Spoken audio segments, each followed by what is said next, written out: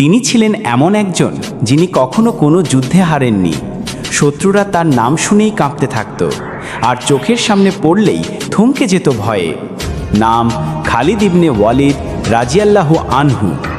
রাসূলুল্লাহ সাল্লাল্লাহু আলাইহি ওয়াসাল্লাম তাকে বলেছিলেন সাইফুল্লাহ, অর্থাৎ আল্লাহর তরবারি। বদর, উহুদ, মুতা, ইয়ামামা যত যুদ্ধেই অংশ নিয়েছেন, জয় ছাড়া কিছু জানতেন না। নেতৃত্ব, বুদ্ধিমত্তা, সাহস আর ঈমান সব মিলিয়ে যেন এক জীবন্ত বিস্ময় ছিলেন তিনি।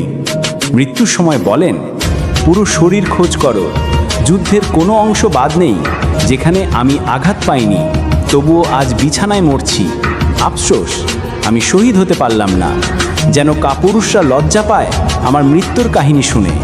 এটাই ছিল খালিদ, যিনি যুদ্ধকে ভালোবাসতেন, শহীদ হতে চেয়েছিলেন, কিন্তু আল্লাহ তার জন্য রেখেছিলেন ভিন্ন এক গৌরবময় মৃত্যু।